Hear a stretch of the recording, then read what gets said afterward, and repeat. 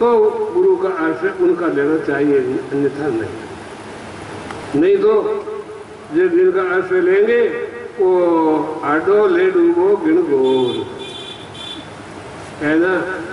वो समुद्र में तैरने वाली कोई मूर्ति है, तैर रही है, कौवा जाकर के मूर्ति के ऊपर बैठेगा तो क्या होगा?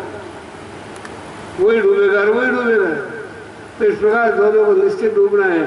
तो गुरु का आश्रय लेना है तो पहले उसमें शुरुआत में जितनी भी बुराई उनकी देखनी है आप अच्छी प्रकार देखो, परंतु ये अधिकार कब तक? जब तक आप गुरु का शरण नहीं लेते तब तक, गुरु का आश्रय नहीं लेते तब तक उनकी बुराई देखनी है। और जिस समय आपने उनको अपना आत्मसमर्पण कर दिया, आप उनके शिष्य बन गए, उसके बाद में कोई भी बुराई देखने का हक नहीं है। पहले सब देखो, बाद में एक भी नहीं। मान लो बुरे की बुरी बात दिखाई दे रही है, आप अपने वाणी में साफ देखते हैं।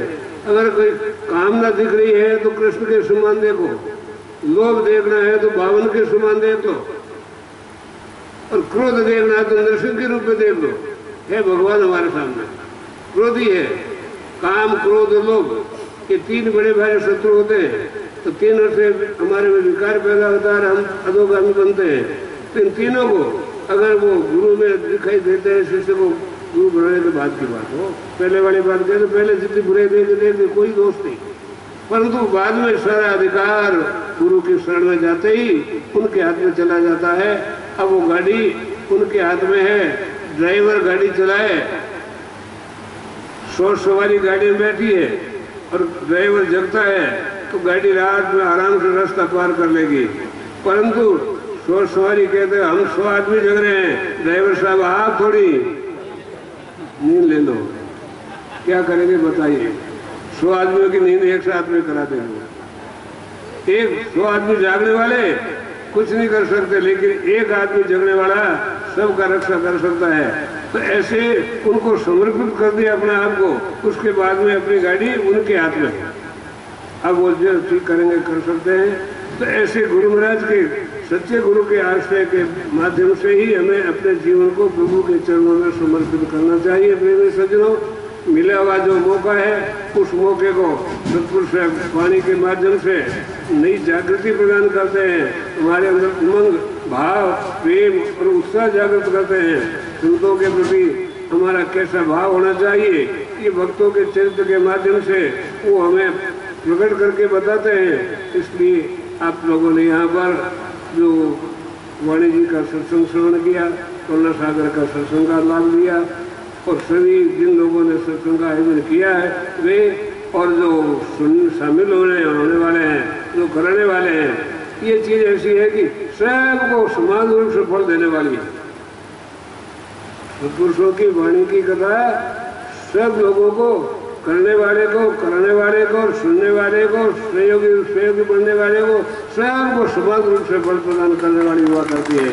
इसलिए हमें जहाँ कहीं भी ऐसा सुंदर मौका मिले, ऐसा नहीं कि एक बार सुन ली तो काम बढ़ गया, अरे भले एक बार सुनी वो दोबारा सुने तो और उसमें हमारे अंदर भाव ज्यादा बढ़ेगा और उसमें आनंद आएगा।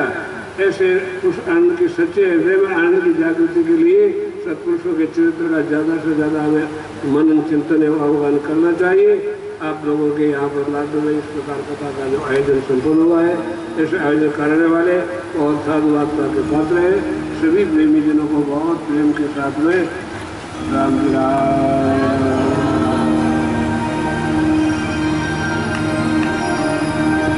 बोले राम जी महाराज की जय। बाप जी महाराज ने फरमाया प्रेम के साथ में, और आयोजन में भी अग्रणी रूप से इनका भाव बना है। और विशेष करके चातुर्मास काल में, चातुर्मास के समय में गोविंद भवन में महाराज श्री की पधरावणी हुई थी। उस समय में गोविंद भवन की मरम्मत आदि भी कोई विशेष नहीं हो रखी थी। तब से आपने, वो प्रेम प्रकाश जी ने एक नियम लिया है प्रतिदिन करुणा सागर पाठ करने का। तो प्रेम जी अपना अनुभव बताते हैं, ये जो जितना परिवर्तन हुआ है, जितना ये अच्छा कार्य हुआ है, इसमें करुणा सागर की कृपा पूर्ण रूप से मानते हैं कि करुणा सागर के पाठ की पूर्ण कृपा है। इसलिए आयोजन हो तो वाणी जी महाराज का और उसमें भी करुणा सागर की कथा, ताकि जन जन तक मन मन तक, और करुणा सागर की पुस्तक भी आपके पास में उपलब्ध है, कोई और किसी को भी चाहिए होगी तो वो भी आप पाठ करने के लिए इनसे अवश्य लेवें। और नित्य पाठ के नियम होना चाहिए हमारे घरों में भी। और ये जो प्रेरणा पीढ़ियों से जो संत प्रेमदास जी महाराज के शिष्य हुए श्री गोविंददास जी महाराज, जो ब्राह्मण स्वर्णकार समाज से आपका जन्म था, लेकिन कई वर्षों तक आपका नाम, आपकी भक्ति का प्रचार प्रसार, कारणों को हम जानते नहीं हैं, आप हम सभी को ज्ञात नहीं है, परंतु शायद ये अवसर है कि इस अवसर पर इन्हीं समयों में महाराज श्री का नाम, गोविंददास जी महाराज का नाम जन जन तक, जनमानस तक पहुंचने का ये समय था।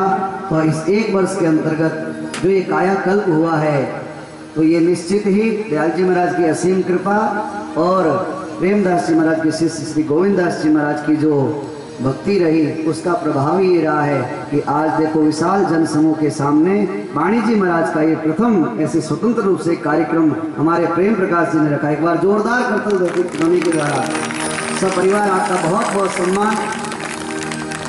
पूरा परिवार इस कार्य में तत्परता से खड़ा रहा महाराज श्री की सेवा में।